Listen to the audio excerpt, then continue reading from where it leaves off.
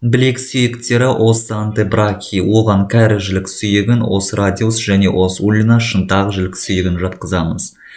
Сонымен қатар дәл осы екі сүйек, яғни білек сүйектері өзара бір-бірімен үйлесімділік қызметті атқаратын екі буын, проксимальды кәрі жілік шынтақ жіліктік буын және дистальды кәрі жілік шынтақ жіліктік буын арқылы байланысатын болып саналады. Сонымен қатар олар өзара бір-бірімен сүйек аралық жарғақ арқылы да байланысады. Сүйек аралық жарғаққа тоқтала кететін болсақ, мембрана интероса антебрахий, ол кәрі жілік сүйегі мен шынтақ жілік сүйегінің өзара бір-біріне қараған тұсында марго интероса сүйек аралық қырының аралығында мына кәрі жіліктен шынтақ жілікке қарай жоғарыдан төмен қарай бағытталып орналасатын фиброзды табақша болып саналады.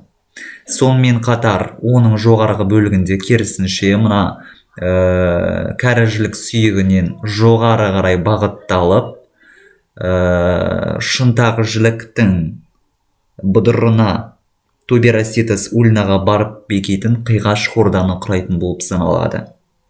Сонымен қатар сүйек аралық жарғақтың жоғарғы бөлігінде және төменгі бөлігінде тесіктерді байқаймыз. Бұл тесіктер арқылы қан тамырлар және нервтер өтеді. Жалпы сүйек аралық табақшаның негізгі қызметі проксимальды және де дистальды кәрі жілік шынтақ жіліктік буынын бекемдеу және сонымен қатар осы сүйек аралық жарғақтың алдыңғы бөлігіне және артқы бөлігіне бұлшық еттер бекетін болып саналады.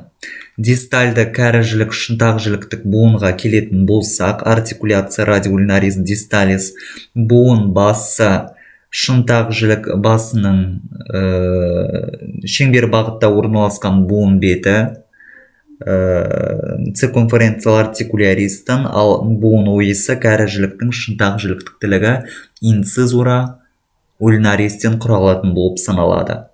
Буын беттері гиалинді шеміршекпен көмкерілген және буын қапшығы буын беттерінің жиектеріне өзара тартылып орналасқан. Буын беттері бір-біріне өзара сәйкес келмеген, сондықтан да олар дискус артикулярис буын аралық дискі арқылы өзара бір-бірімен байланысатын болып саналады. Буын аралық дискінің сыртқы пішіні үшбұрышты болып келеді және терең қабаты бұл ірі талшықты дәнекер тканиннан құралады. Дәл осы дискі арқылы бұл буын кәрі жілік білезік буыны, яғни артикуляция радиокарпиядан бөлініп тұратын болып саналады. Және буынның пішіні цилиндр пішіндес буынға жатады және қозғалыс вертикальды бағытта ішке қарай бұрылады және сыртқа қарай бұрылады. Бұл әрине проксимальды кәрі жілік шынтақ жіліктік буынның көмегімен екеуі үйлесімді түрде ішке қарай сыртқа қарай айналмалы түрде қозғалыс жасайтын болып саналады.